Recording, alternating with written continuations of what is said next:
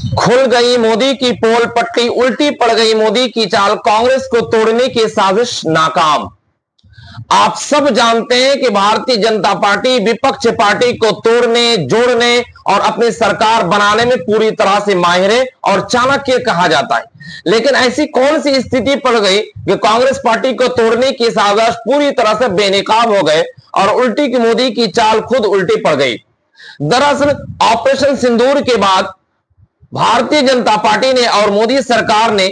पूरी तरह से यह तय किया कि डेलीगेशन के लिए पक्ष और विपक्ष दोनों सांसदों को एक टीम बनाकर के विदेश के अंदर भेजा जाए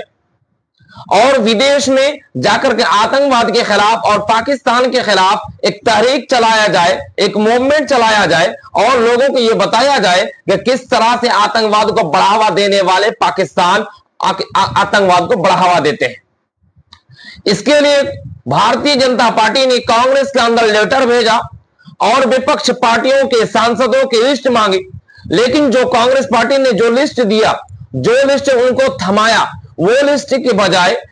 भारतीय जनता पार्टी ने एक ऐसे सांसद को चुना कांग्रेस पार्टी के जो मोदी की जबान बोलते थे, मोदी की भाषा बोलते थे, उनकी जो बातें होती थी वो खुद बोला करते थे। लेकिन इसके पीछे एक राजनीतिक हो गई और जिसकी वजह से भारतीय जनता पार्टी की उल्टी पड़ गई। दरअसल आप जानते हैं कि कांग्रेस पार्टी के सांसद शशि थरूर,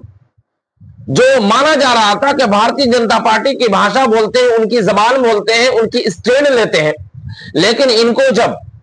विदेश भेजा गया और पाकिस्तान के खिलाफ और आतंकवाद के खिलाफ एक डेलीगेशन तैयार करके पूरे विदेश के अंदर यह भेजा गया कि ताकि लोगों के सामने बेनकाब किया जाए पाकिस्तान को। लेकिन शशि थरूर ने अमेरिका में जाकर के एक ऐसा बयान दिया जिसके जरिए से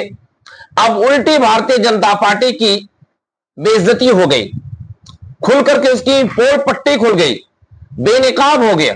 उसके पीछे की रीजन जानिए कि आप जानते हैं कि पाकिस्तान के खुल करके सामना करने वाले, उनकी सपोर्ट करने के लिए टर्की जो खुल करके आते हैं। लेकिन आपको याद है कि केरला के वामदल 2023 में जब टर्की के अंदर भूकंप आया और उस भूकंप में बहुत सारे जान माल और बहुत सारी चीजों के नुकसान हुआ, केरला के वाम दलों ने 10 करोड़ रुपए का 10,000 करोड़ रुपए की मदद के लिए टर्की को दिया गया, उनकी जान माल को खतरा से बचाने के लिए, उनके सेफ करने के लिए। और फिर ऑपरेशन सपोर्ट के लिए केंद्र सरकार ने भी कुछ मदद की। और इसी को लेकर के जब शशि थरूर ने वाम दलों की गिनती सुनाई तो जाहिर सी बात है कि केंद्र सरकार की भी बातें खुलेंगी सामने। जब उनकी बातें खुली तो उनका कनेक्शन टर्की के साथ जुड़ गया और टर्की जो हमेशा पाकिस्तान के सपोर्ट करते आए और उनकी सपोर्ट 2023 में केंद्र सरकार ने दी, जिसकी वजह से अब कमेंट में और सोशल मीडिया पे ये सारी चीजें वायरल है। और शशि थरूर जब इन्होंने ये सारी चीजें कहा कि वाम दलों की सहयोग किया गया और उसके बाद फिर ऑपरेशन सपोर्ट के तौर पर केंद्र सरकार ने भी बहुत सारी मदद की, आलोचनाएं हो रही है।